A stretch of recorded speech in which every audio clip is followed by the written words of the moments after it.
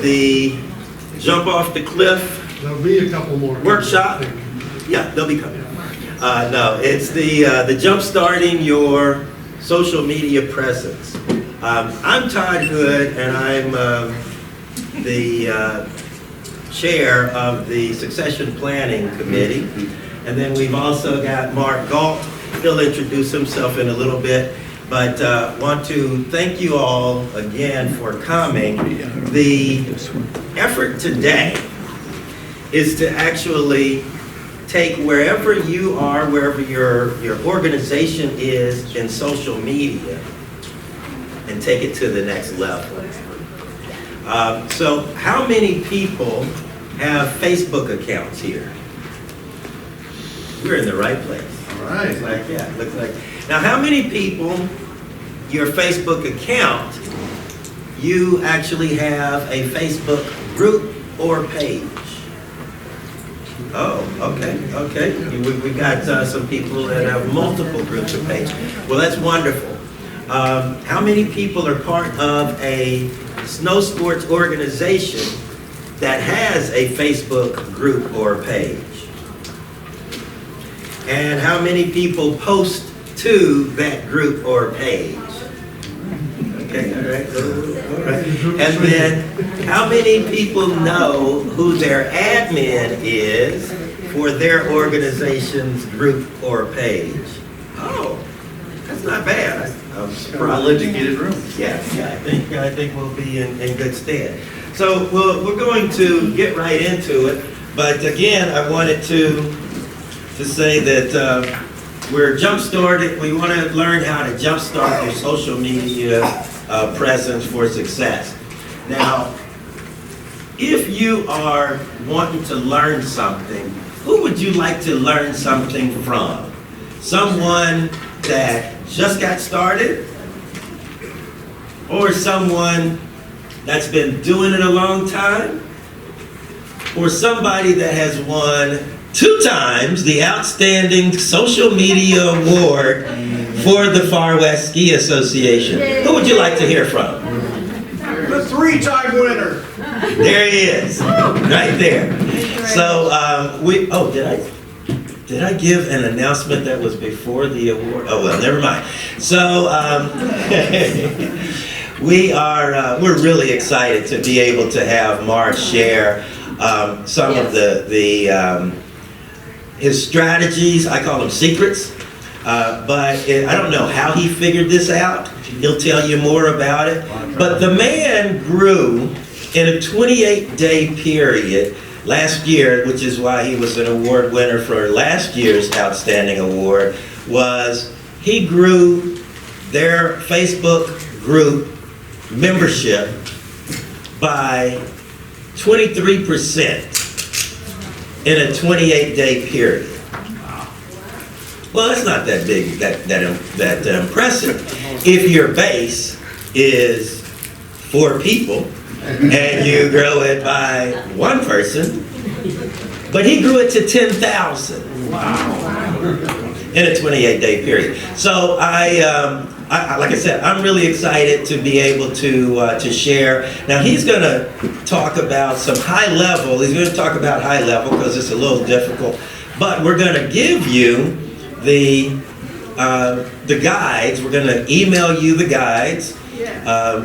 If you text to my number, I'm going to text you the link so that you'll be able to put in your name and email address, and then you'll receive the guides. So you'll be able to receive the guides. So we'll cover more off on that. But what's the big deal about social media? Can somebody tell me what's the big deal about social media? In what regard? Everyone's using it?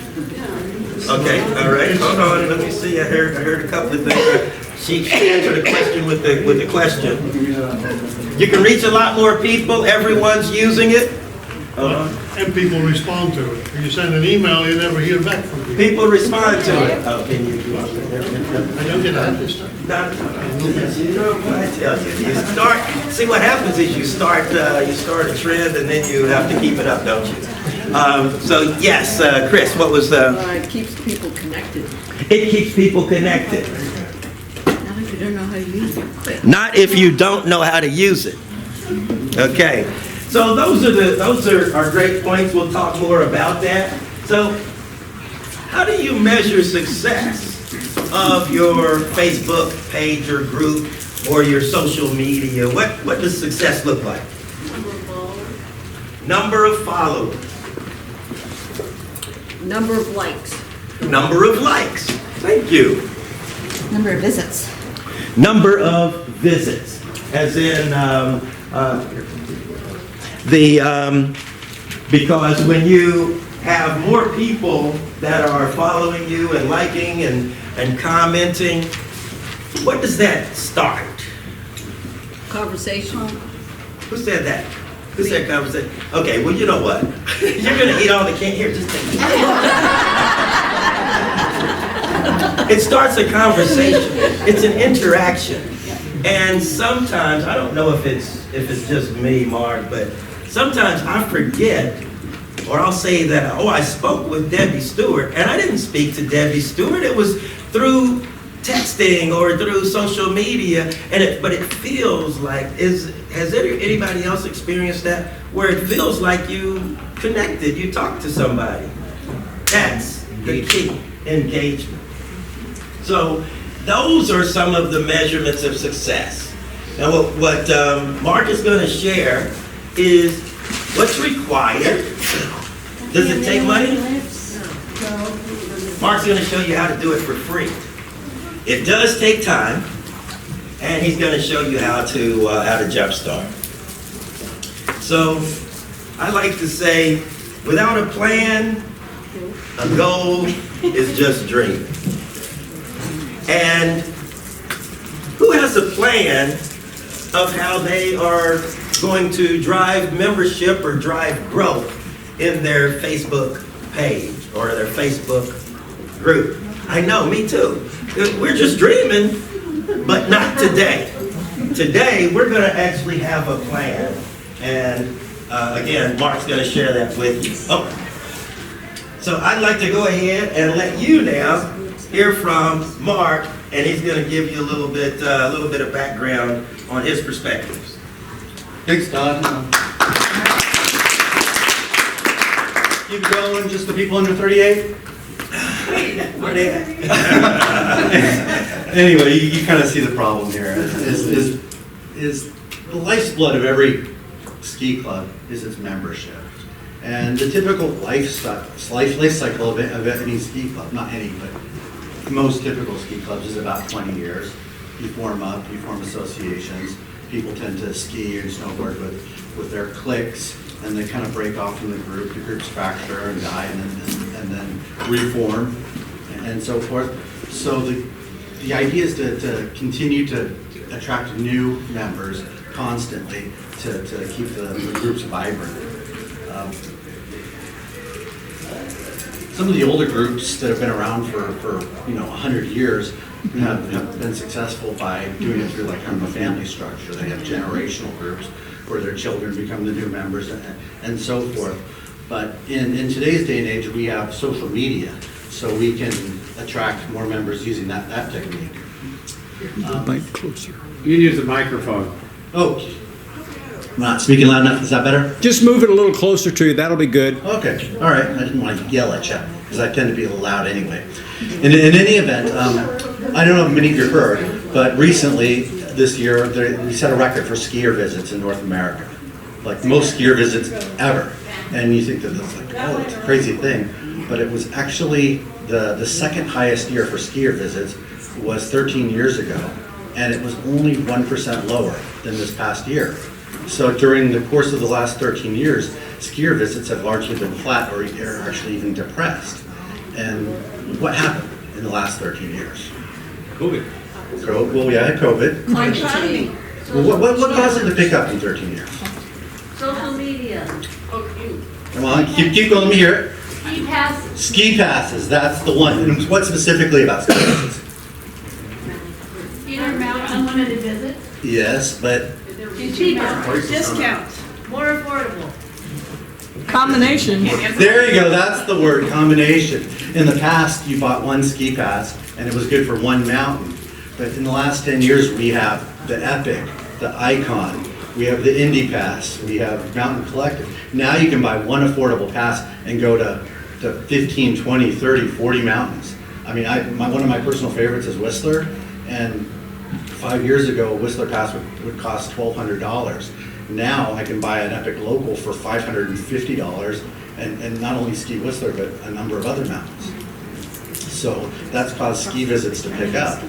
And I propose that philosophy of providing more value for more benefits can work for ski clubs too. We have ski councils, right? And we have 15, 20, 30. In the case of Northwest Ski Club Council, we have 40 clubs underneath our one council. And being a member of a club, you derive benefits. Some clubs, have discounts for travel, discounts for lodging, discounts for lift tickets. Some of them have carpooling, some of them have lodges, some of them offer ski training. We have adaptive programs and so forth. And all clubs, for the most part, have events and activities for their members. Some of them are very niche oriented, but the one underlying factor that all clubs have in common is we all love sliding on snow, whether it be with skis or snowboards or snowshoes and whatnot. So we all have that in common. So the idea is, as a council, we want to make all of our clubs aware of what all of our clubs are doing. If Club A has this benefit, and perhaps Club D didn't know about it, if they knew about it, then they would participate. So we could have cross-participation of our membership. And by doing that, we can drive membership as a whole by offering more benefits, especially to younger skiers and snowboarders. For example, in my hometown of Seattle, we have a fairly affluent millennial crowd that don't have cars because they live in downtown Seattle. So if you can offer them a club that carpools, they're all about it. There we go. Sorry about it. Did anyone hear the last 20 minutes of my?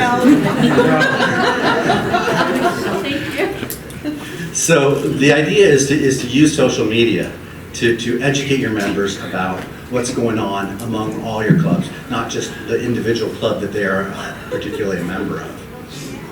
I started Ski the Northwest about 3 years ago, mostly because I kept getting kicked out of other clubs.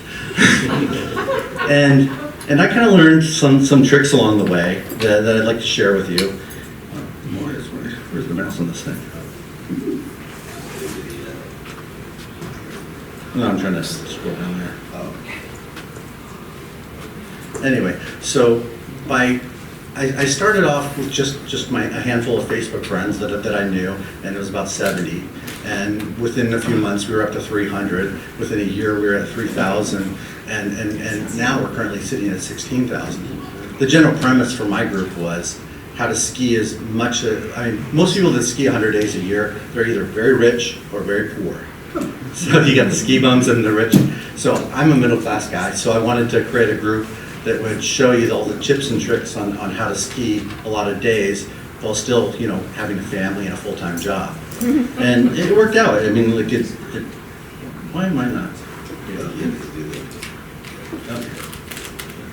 So, what are some of the benefits of having a Facebook page?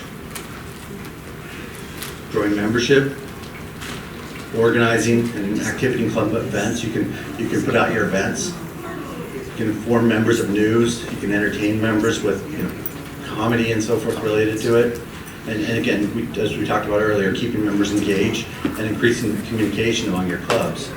If you have great events, if you have great product out there, nobody knows about it, no one will attend. So, and one of the things that I found was super helpful is having a Facebook page for your ski group. In effect, creates a historical record for your ski club. People can always go back and look at what happened last week, last month, last year, and it kind of gives them a sense of community and continuity of the club. And along with that, one of the things that, has anybody received something from Facebook that says, this is what you were doing 4 years ago? And then you end up saying, oh, that was fun, I remember that. And then you click something, and then the next thing you know, people start seeing that from 4 years ago again. So And have you ever been a part of a group where somebody, one person or two people took pictures and then you had to share? With Facebook, it's easier, one person shares and then the whole group gets it. You know, it makes it easier to disperse that information or that pictures and so forth. Okay. So, you know, maybe I got lucky, right? You know, I have a group that has 16,000 members, and maybe what I did was just pure luck. So I would say that it's not, because about 1.5 years ago, I joined the Northwest Ski Club Council as a board member, and they had a Facebook page that had about 400 members, but it wasn't very active, and they didn't have a Facebook group. And I applied the same principles that I did with Ski the Northwest to the Northwest Ski Club Council, and within a year, we have 3,500 members, and which is about on pace with what I did with my first year at Ski the Northwest. And it's a very engaged group. So when you say when you say that your membership increased that much, that's paying membership, not just folks hitting your Facebook. No, page? that is true. It is not a dues paid membership because we don't have dues paying members in as far as the council.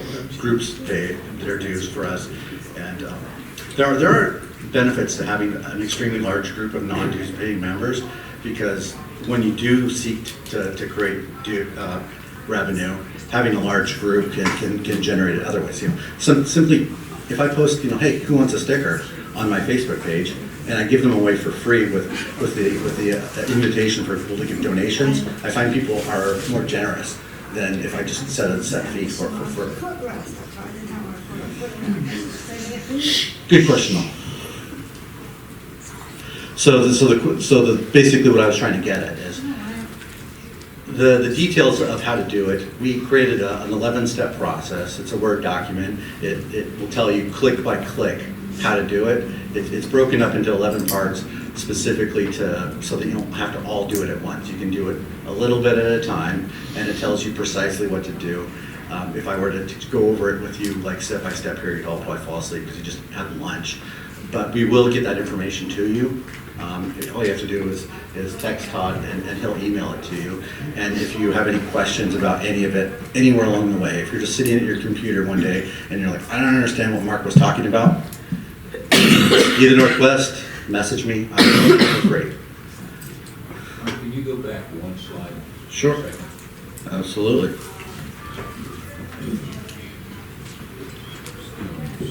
Oh, you're. Any questions so far? So you don't ask for dues to your organization? No, it would be. Okay, I mean- but you do run trips, or you? We do, you know, when you get to it, we started with one purpose, which was to educate people about how to ski for as cheaply, my group personally, Yeah. how to ski as many days as possible with the best gear possible at as many ski resorts possible for as little as possible. If you look at some of my writings, you'll see, like for example, I have a 40-point power presentation on Whistler. Where to stop for gas, where to eat for cheap, where to stay for cheap, you know, how to, yeah, you know what I'm talking about. Okay, so your information on it. One of the issues that But we also- we confront is liability and, you know, insurance things, really where our dues go to. So you don't have to get insurance or have any kind of expenses like that. No, I mean, we do have like subgroups that, the whole point of our group is that we interact with other groups that provide that benefit. So like, for example, if somebody wanted to go on a trip, I point them toward the Snow Jokers or you know, the other groups, and in the process grow their membership as well. So my group fills a specific need, but it creates a large pool. I mean, again, we have 40 different groups, and all of them are different. Some of them are LGBT, some of them are ski patrol youth, some of them are travel groups, some of them are local transportation groups. again, one thing we all have in common is we like to ski, we like to snowboard. Different ones have different benefits, and each one has a place within the council. And making, just because you have one set of skiers, they're not all the same. And there's things that they're gonna like in other clubs, and there's things, there's gonna be people in other clubs that like what you have to offer.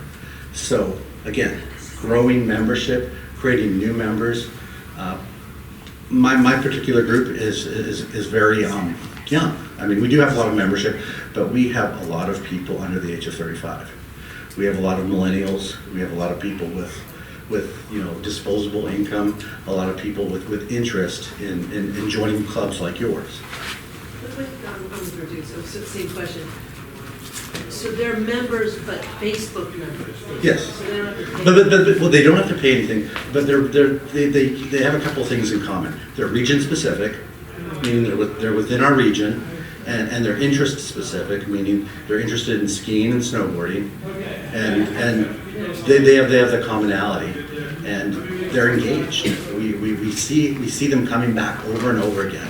When we put out information, they respond. We see the likes. We see when I put out a post, my wife went out for a hike out at Highway 2, which is where Stevens Pass is, and she threw a rock board in the car and decided she was going to hike up Carriage Airport. For those of you who know, that's Chief, and she snowboarded down. 6,000 hits in 2 days. 200 likes, right? So I mean that's the kind of reach just for a person snowboarding down 200 feet of vertical in June. So to that point, what's the big deal? How do you convert likes to members, to people going on your trips? Well, that comes from the excitement. So you've got more eyes. The more eyes you have that are seeing Erica, right? Go down to doing her snowboarding, the more people that are saying, oh wow, that was pretty cool.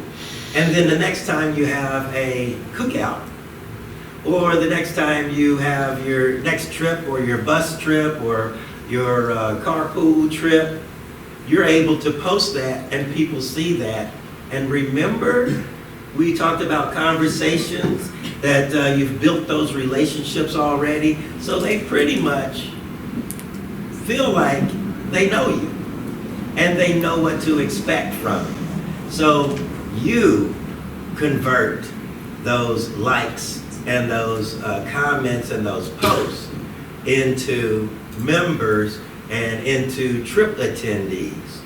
But what we're talking about here is getting, and I'm probably getting ahead of myself, but instead of you sending your information out into the ocean of people who could possibly be interested, you're establishing a pond, a pool of people that you know are interested.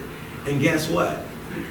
You and Facebook knows they're interested, and you get to know more about what their interests are. Sorry, go ahead. No, well said, Todd. Sorry, Emilio. I'd just like to elaborate on that a little bit, to add a real life example. It's already spelled out there, the difference between informing members versus members posting pictures. Now, far too many people use Facebook after the fact. Like something fun happened in their lives, they post pictures the next day and say, hey, 3 of us club members went out skiing on Mount Hood yesterday. Well, bummer. I mean, that almost irritates me. I wish I had known ahead of time. I would have joined them, So I would like to urge everybody to post ahead of time.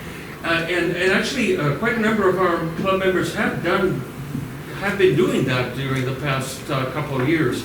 They say, hey, anybody wants to go skiing tomorrow?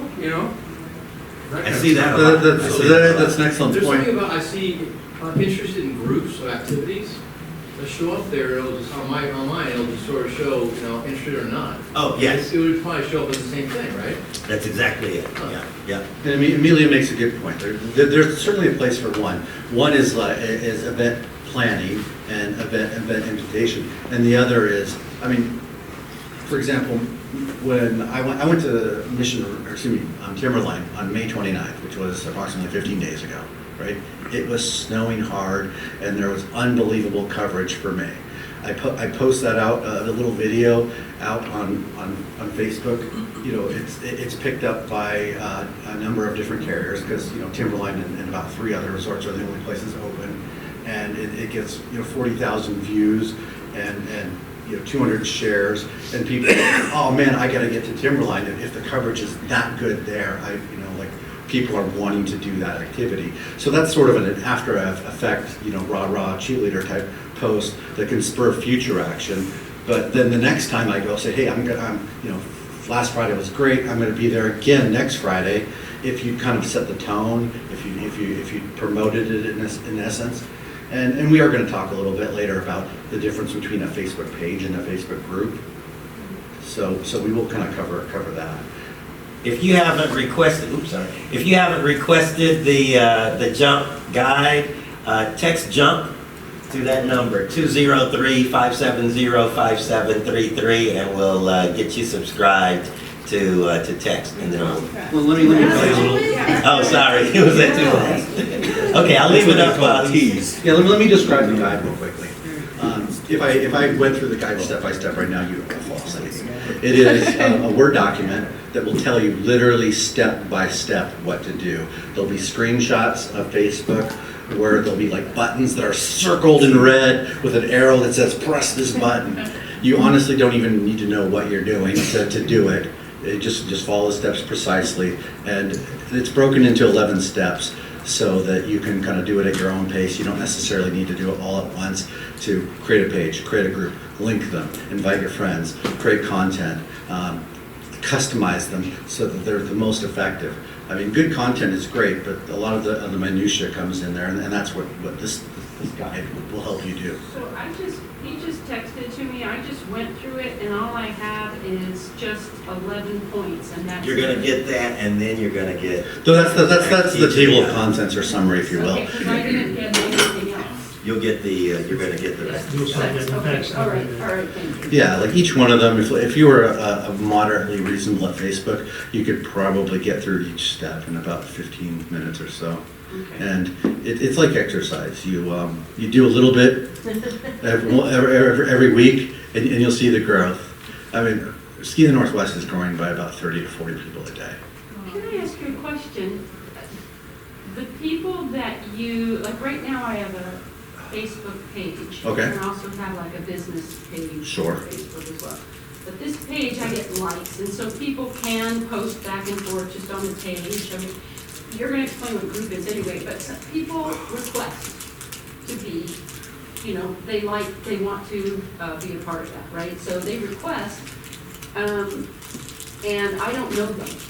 And I look at their profile picture and they've got nothing. Like, is that, like, That how might do be you? a- Yeah, you do want to screen a little bit. If they don't have a picture, you know, I mean, if their profile picture isn't someone skiing, you know, if they're from out of the region, that's usually a red flag. Or it's in a foreign language. Yeah, there you I've seen a couple of those. The same profile picture. go. I'm not gonna lie to you, they're definitely our fake Facebook accounts, our spam. Okay them. No, no. And even if you did okay them, if they end up posting spam, before they actually post it, it comes through as a request, and you could like disallow and remove member. Okay. So yeah, quality control is definitely is an ongoing battle. How many people post content for yours? Oh, Thank you. good question. That was my question. I mean, I got a lot. have like 7 or 8 moderators. You have 7 or 8? Yeah. And is it one page with multiple groups? My particular group, I have a page and a group. But what I propose for you as a ski council is to have your council, right? A page and a group. And don't go. You're gonna get there. You know, actually, you are making me jump the gun on my presentation, but yes. Go ahead and, No, but I got excited, you got excited, it's all I gotta good. watch you guys, you know. Now, let me answer the last question. So look, if you go to your group on Facebook, there's a little button that admins have in the corner, and there's a thing called Insights, and it tells you under membership, it has like top contributors, and 1, 2, 3, 4, 5, 6, 7, 8, 9, 10, 11. So, well, that's going on a ways. It looks like in the last month, I had about 70 people actually post, and then another 190 comment. So can anybody post then on yours? No, well, anyone can post, but you have to approve their post. And if you know, my theory is if a person's posted 1 or 2 times and their posts are quality and you trust them, you can set them to be allowed and be pre-approved for future posts. So that's like periodically what you want to do is you want to go through and look at your top contributors and just approve them. And if they get out of line, you can always revoke that privilege. Right. I had one guy who Let's let him go ahead and, because we don't want to get too far ahead, because he's gonna cover some of this in, yeah, at the end. Go ahead. So what we talked about He there. does have ADHD and we'll go this way, that way. I'm not a professional speaker like Todd. I want to make sure. You ask me a question, I will answer it. Exactly. No matter how long it takes. Talk about the page and groups.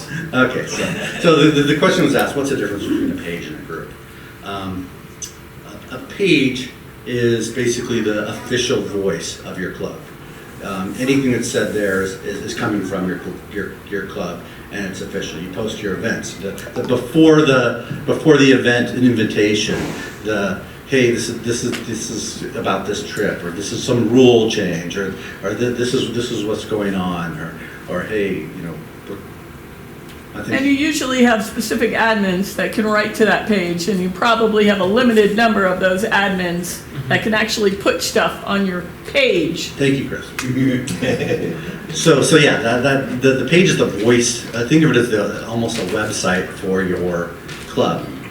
The group is an opportunity for members, unique members of the club, to communicate among each other and post their content and so forth. If you went on a trip, that would be a place for group members to say, oh, we just went on this great trip and here's some pictures, or oh, I just heard that Stevens Pass is upgrading Kara's chair, or you know, Vail just got a new CEO, or look at this cute dog from Mount Bachelor, Cashew, 40,000 likes. Dog's cute.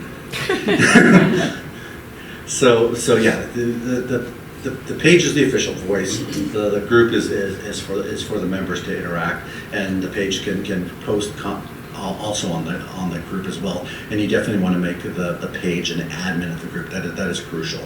That is absolutely one of the biggest takeaways you should have from this presentation. Is the page needs to You're gonna be get to that in a little while. See, he keeps me on track. Where are we? Creating the Facebook page first.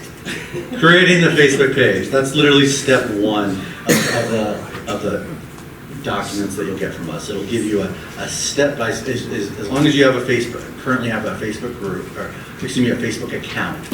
You follow the steps. It will show you how to make a Facebook page. And then the next step is to create a Facebook group with your Facebook page as the admin.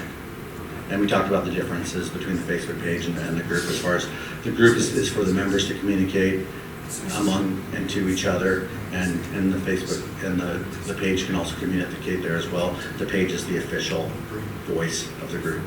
And so your page, people can like your page, depending on the permissions that you set when you create your page, and as you operate your page, they might be able to post. You can permit people to post, and then they can also comment on your page. On your group, they can actually post and interact and post photos, as we're going to talk about it. but they have the ability to actually interact. So I like to say, for the page, they can react. For the group, they can interact. Free for all. Yeah. Well, yeah. And, what we're talking about is primarily a page group relationship. What we're ultimately trying to work toward as the Far West Ski Association is to have the individual clubs begin to interact with the council club.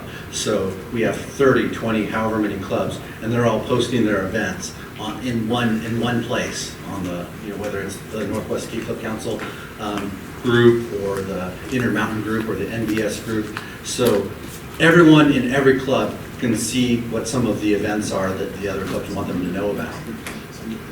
Can you also categorize your group, so you have one like for equipment group, where most everything on there is about equipment and Yeah, you can use hashtags like. and all of that type of thing, versus, let's say, the more generic type of thing, but.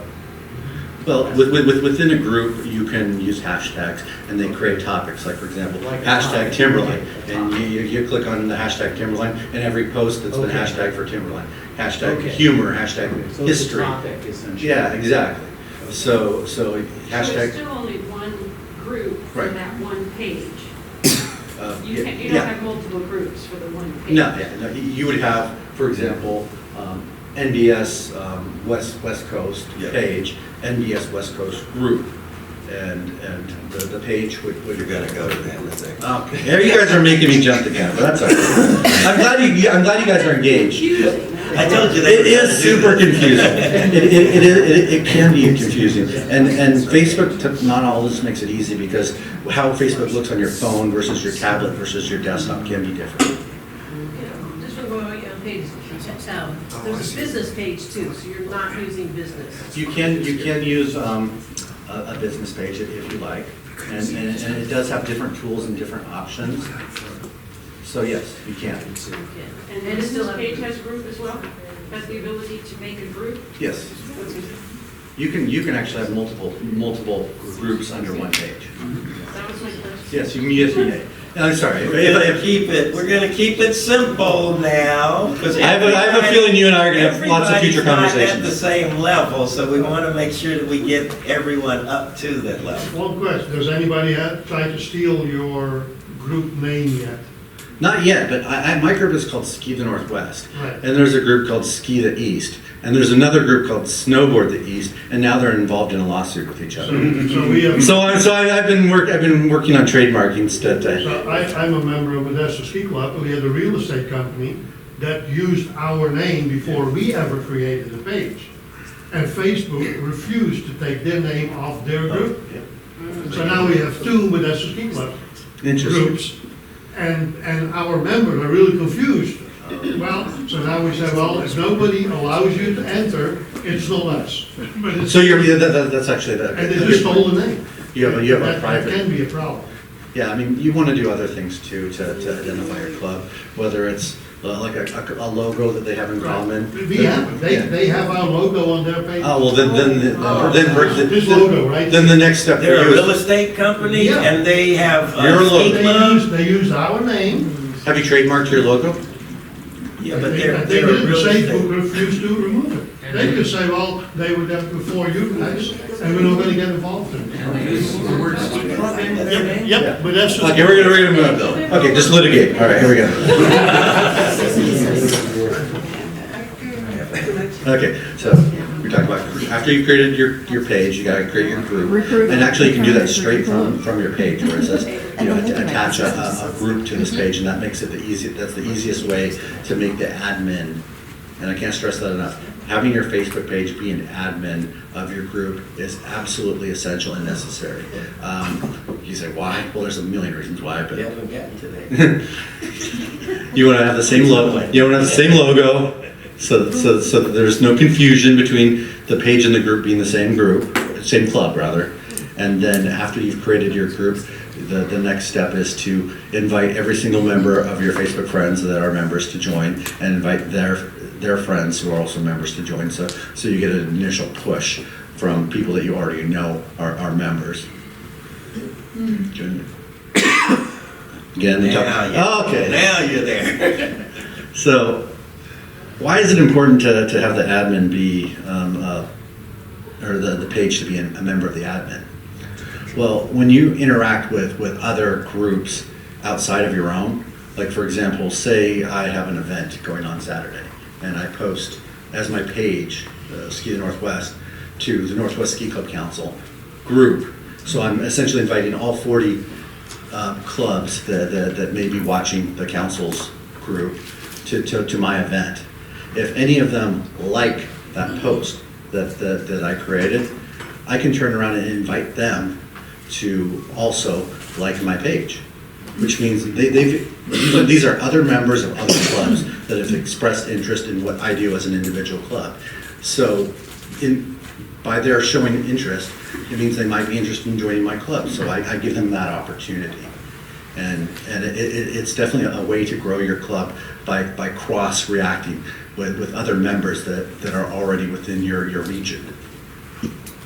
So now we were talking about who has a Facebook page, who has a Facebook group, who own their page or their group, who knows who their admin is. So when you have, if you need to know if you have a Facebook page or group already, you need to have admin rights in order to add your Facebook page as an admin of your group, right? Yeah, and I would caution clubs that when you create a group and you have a primary, at least one or two admin that are in charge of the group, as you start adding people that have responsibilities, make them moderators at first, because an admin can't delete the club. So if you have some difficulties or whatnot, disagreements, sure, and they can happen, or if you have disagreements on what is appropriate for being posted, you can an admin can supersede a moderator's decision making, and you can reverse some of their decisions. So what you're saying is there's two levels? There's actually multiple levels. You can have auditors, you can have reviewers, you can have people that all their ability to do is just to review posts. Let's keep it simple, admin and moderator. Admin can do anything, moderator can post, can approve posts, they can't delete, they can't undo things that admins do. Question? Okay. So, with a club, the biggest problem is getting people to volunteer. How much time do you spend on your Facebook page, and how much time should I adjust for other people to become moderators and admins of a Facebook page? You think I'd spend a lot of time, but I don't spend that much time. Mark, can I answer that question for you? Sure. Mark's got a huge group. So the amount of time that he spends is going to be way larger than your 200-member group. I do the Northwest Council meeting, and between Mark and I, we're pretty much the moderators for that. And I look at it every day, but I look at Facebook every day anyway. I'm an addict, I know it. But I don't spend all my time doing that much work. I would say if I wanted to say I did something every single day, it'd probably be 10 minutes a day. 10 minutes? How many minutes? Yeah, I would say, like, as far as the bookkeeping part of it, the admin part of it, that's reasonable. You want to have a kind of a checklist of things that you're going to do. Right. And so a lot of these things can be done in 30 seconds. Do you have a checklist as part of your? Yeah, absolutely. Thank you. Once you get everything set up, all comes down to the checklist. Okay, perfect. It's the initial several hours is the hard part. And you can break it up. Yeah, and that's true. You can do pieces at a time. Set the page up today, set the group up in a month. Get one thing going first. And plus, you could probably set a task reminder, say, okay, every 2 months, I'm gonna review everything on the group, make sure everything's up to date, make sure any phone numbers or whatever, or email addresses are correct. So once every couple months, you do a little review. And so you have monthly tasks, quarterly tasks, yearly tasks that you just put reminders on your calendars and say, oh, okay, I'm gonna spend 15 minutes reviewing my whole group page just to make sure everything is the way it should be. That type of thing. Okay, I have a quick question about page and group and visibility. Sure. So a page, you make visible to the public. Mm-hmm. Do you make the group visible to the public, or is it only visible to group members? You can choose either way. I personally prefer to make it public. It comes with a little bit more of a headache in that you might be inundated isn't the right word. You will get non-real people, but simple screening processes like, do they have a picture? If you glance at if you spend like 10 seconds and look at their profile, are they in fact skiers or snowboarders? Are they in your region, But if you make it private, you won't grow as fast. It won't be as available. When you have a Facebook group, there are techniques that we can do that if somebody is a member of Club A, which is one of the members of a council, and we have like 20 others, Facebook will recommend your club to other people that might have clubs within your own council. And if you were private, it wouldn't do that. There is also, I have found that if you set it up as private, you can't take it to public. That is correct. Because that would violate the privacy of those people who joined because it was private. Facebook has that concept. But you can take it the other way. Yes. But when you have it public, one of the things that you can do is have screening questions. How did you learn about us? Do you ski or snowboard or what have you? Just and What's your typically I favorite see ski sport? about 3 different questions. You don't want to go too many questions because then people will be like, I'm not doing this. But you ask them a couple of different questions and you can see their responses and get an indication. Also, there are people who are joining or coming in from Croatia and whatever, and I'm like, well, I don't know that you know our club. So, Yeah. Okay, with him, Chris, and you. So I would think you would use a private group, let's say, for your board.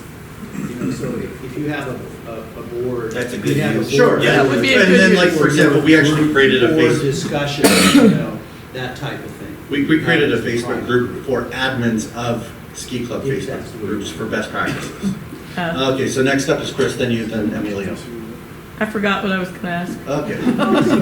I was gonna ask, can you make, everybody's obviously engaged, like you said, if you go through your presentation, and would you leave time so we can ask questions instead of interrupting you, or is now the time for all? I'm not a professional speaker. If you guys want to talk and you guys are having fun, I'm fine.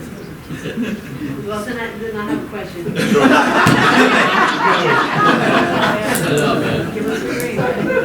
So, I want to make sure you hear me. do you use other social media outlets?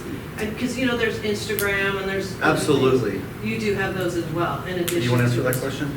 Yes, yeah, so I do the non-Facebook social platform for Ski the Northwest, Okay. and especially with the young, with attracting younger Stand up people. so we can all hear you? Oh, sorry, That'd yeah. be great. So we've. My wife, everyone. Hi, yeah, I'm the wife, first lady of Ski the Northwest, if you will.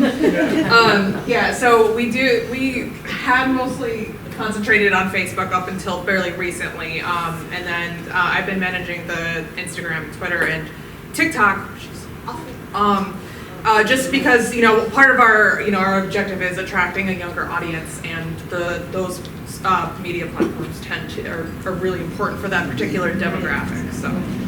And then somebody had mentioned the business manager, and if you use the Meta Business Manager, you can actually incorporate a lot of the platforms under one application.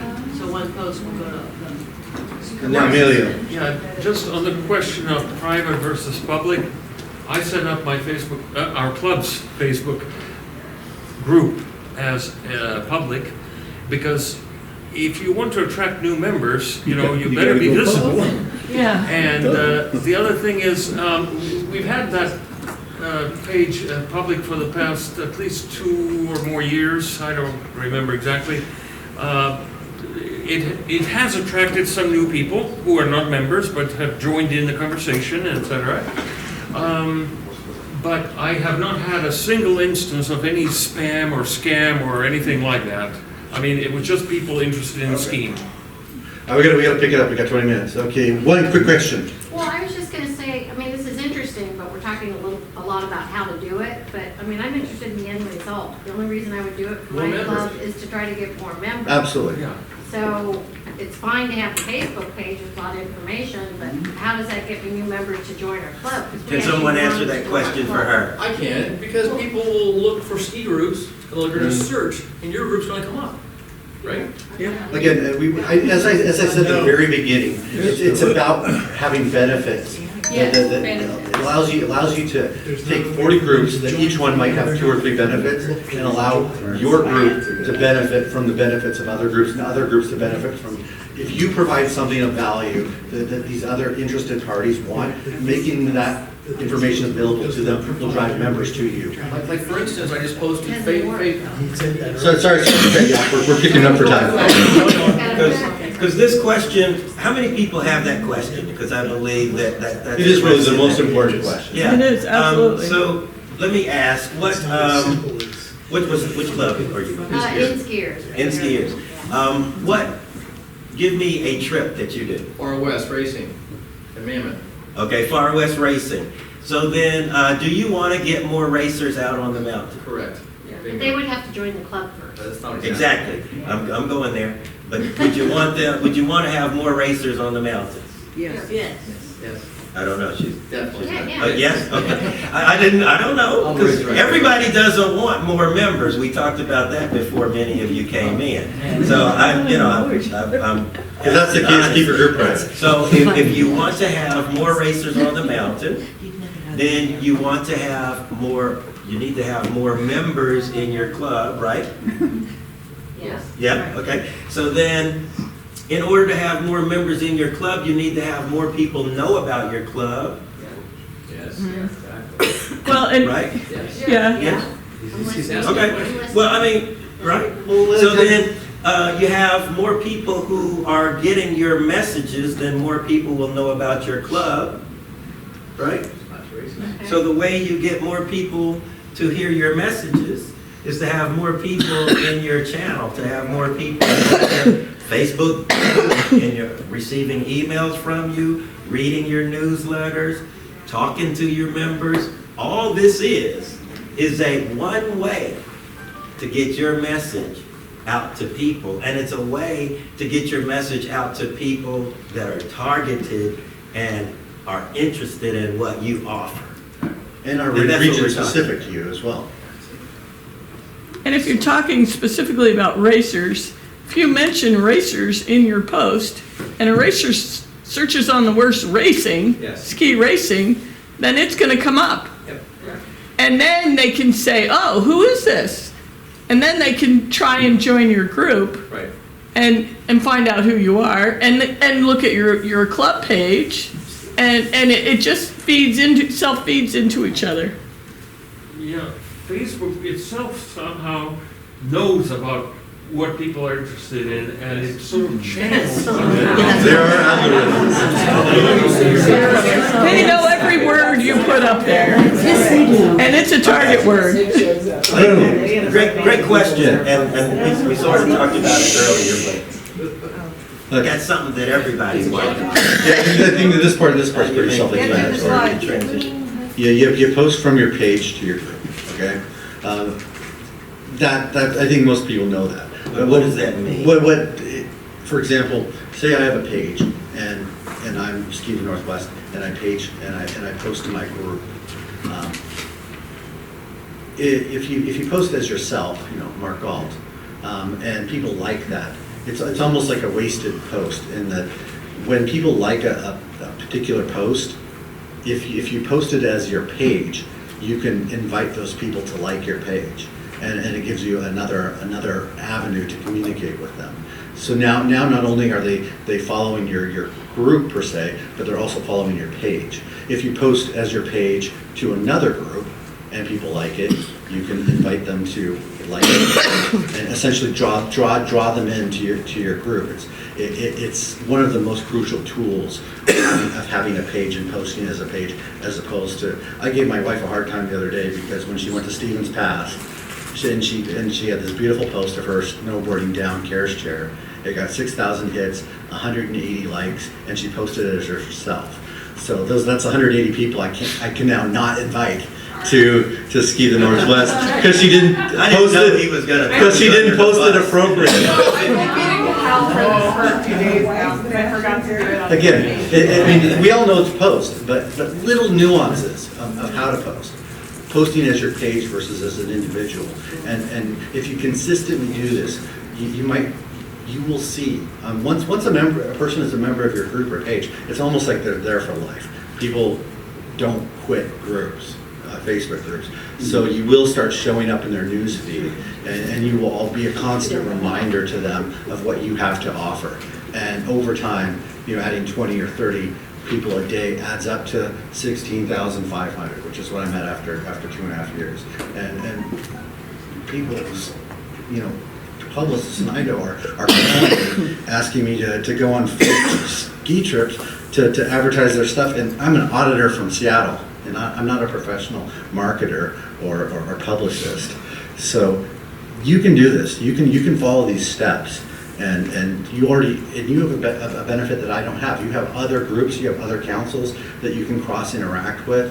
So you already have a base built in that I didn't have 3.5 years ago. So there's no reason why following these steps you can't. And even if you don't know what you're doing, if you just follow the steps, they're that detailed. In that you don't really need to know what you're doing as long as you do it. And I'm getting the jumps, and I am sending out the links. My phone just got overwhelmed. But,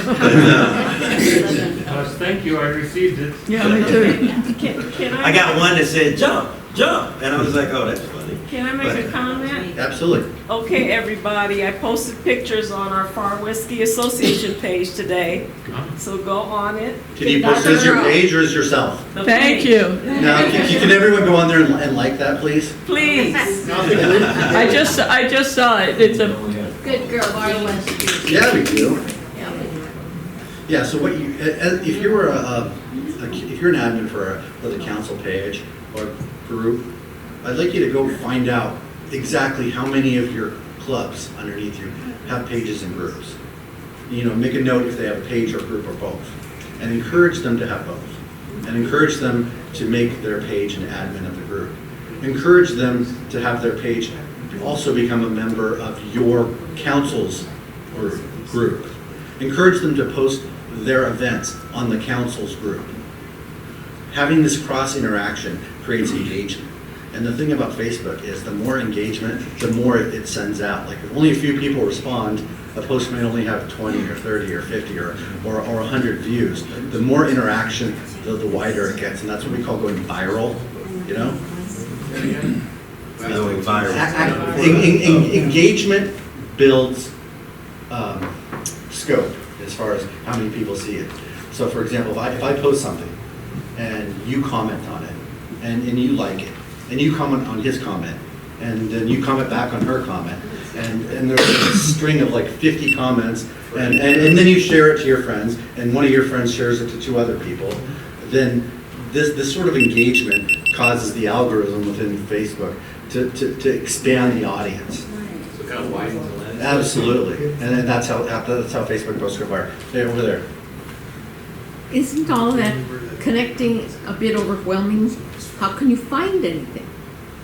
Well, that's the thing. Is it specifically targeted to, like, for example, Facebook pages have tags: skiing, downhill skiing, snowboarding, Whistler, Crystal, Mammoth, White, Park City, Rosenthal. You search various things when you're out in a given day on Facebook, and it knows what you search for. And if we put stuff out there that's similar to your interests, it will target you. You don't have to be a computer to be targeted by a computer.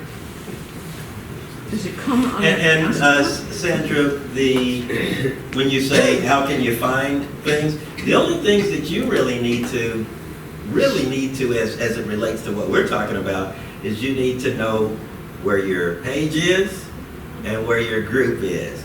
And you need to link those, and once those are linked, the information's gonna be shared between them, and you just click the likes, and people will like your page as well as your group. And if you are neither an admin or of the page or group, or just a common member, one thing you can do to help your group or your club is when you see something that interests you, interact with it.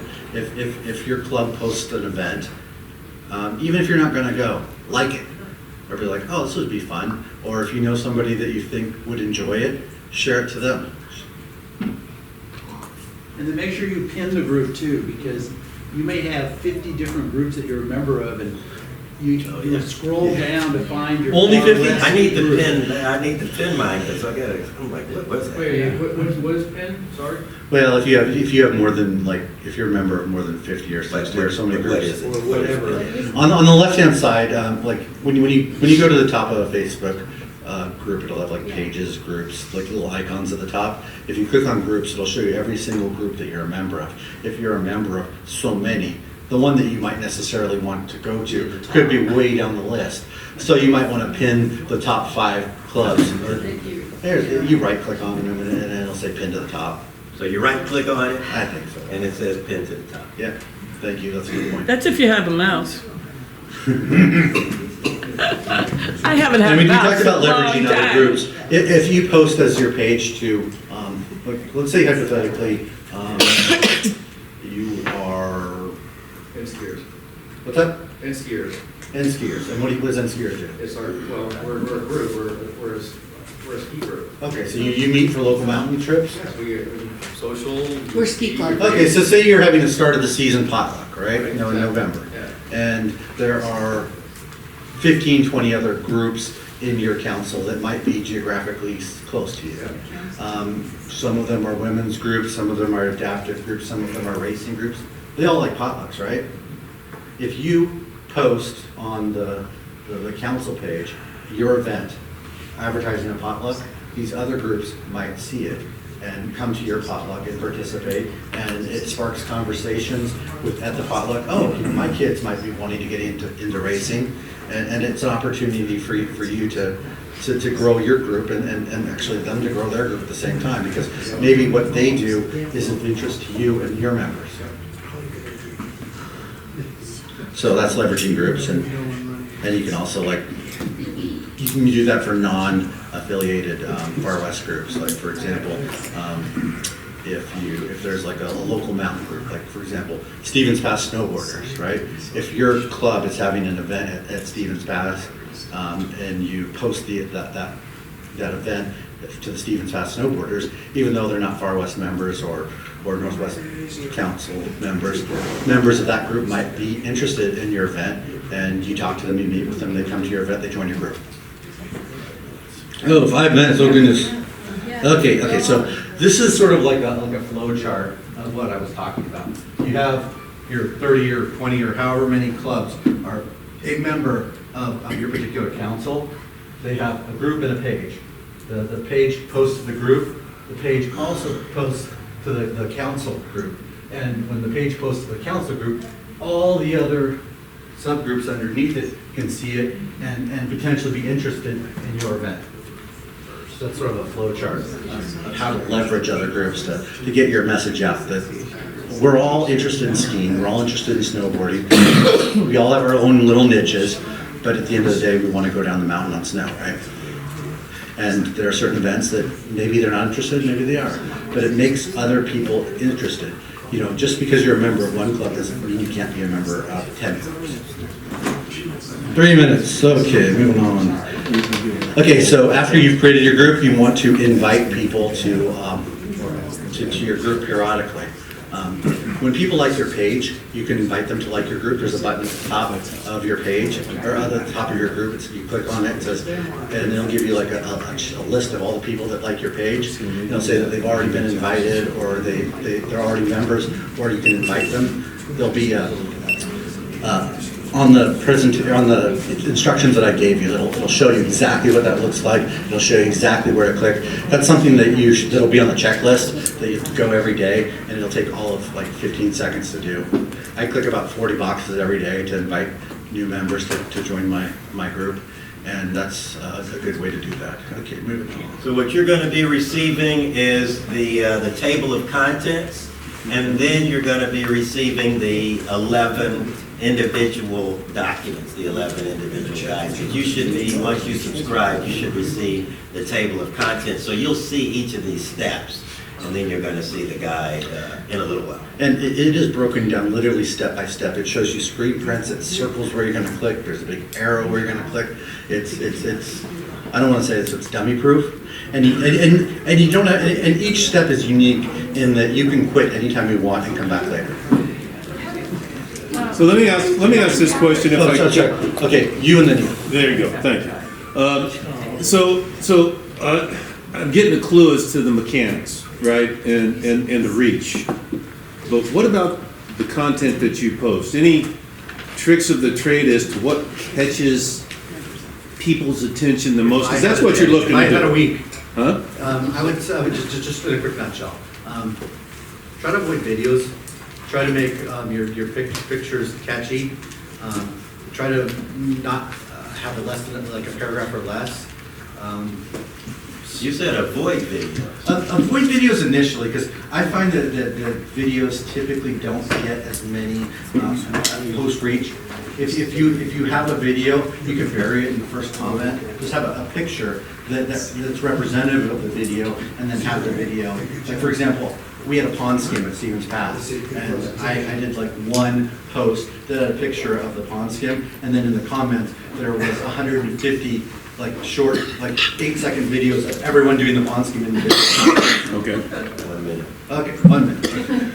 There was a question here. I will wait till afterwards. Okay. This is the report. Okay, invite members to join, post. Debbie, while he's pulling up, what would you need? Okay, well, I just want to make a comment. This is an incredible amount of amazing information. This information will be posted on the Far West website. We will have the actual slide program posted, as well as the video that George is creating. So you can go back and review, because we're making notes, but we may need to review them again. So thank you very much. I want you guys to know it will be available to you. You know, one of the last 4 posts we've already pretty much covered. We got 20 seconds. My question has to do with how to find the Far West Ski Association. It's not under FWSA, that's feminist. No, it's under Far West. I'm gonna spell it out. I just found it. Oh, okay. You have to spell it out. Yeah, in Facebook you have to spell it out. Yeah. If you have a ski club and you have your own Facebook page. And group. I mean group. You want both? Yeah, but I mean group. Okay. And whether you want it public or private. Sure. Make sure you tell your members what it is, because we have older members who want nothing to do with public. Can you go back? They would like to post, as long as they know that only their members can see it. Okay, well then you want that private. Right, so, but I think the members should know. Anyone who hasn't, Before they join. if you haven't texted, yes, if you'll text Jump, we're going to, so you're going to receive an email, you'll get a text, and then you can subscribe. And what we're going to do, just as Debbie Stewart mentioned, you'll have the access to go to the Facebook, to the FWSA.org and see the details. But we're going to also send you update information, and we're going to send you more tips and tricks. And we're going to ask you for who your social media admins are, because guess how many submissions we had for the Far West Ski Association Outstanding Social Media Award Program. Give me a number of how many submissions you think we had. 4? 7. I see 7. Okay, did you all? Oh, because you're married to the one that's new. Okay, so we had 8. We had 8 submissions. I was excited about that last year, but I'm not excited about that this year, because we should have many more than 8. All you have to do is your admin has to go on to their Facebook page or group, click Insights, and then a couple more clicks to tell us or to run that file. And then send that, email that to social media at fwsa.org, and it's done.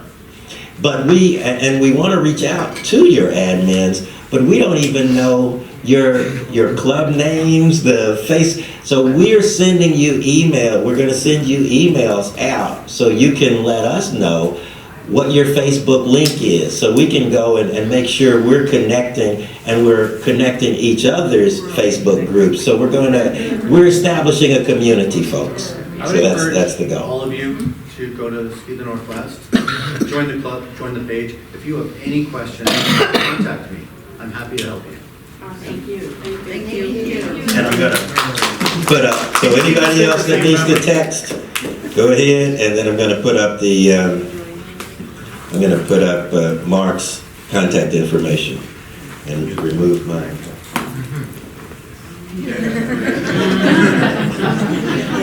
You'd probably be best like Messenger or email would probably be the best.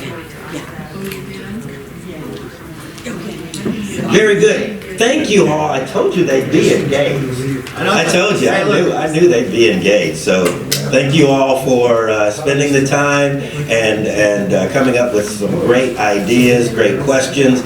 Again, look forward to, you're going to be getting the email, you're going to get a link.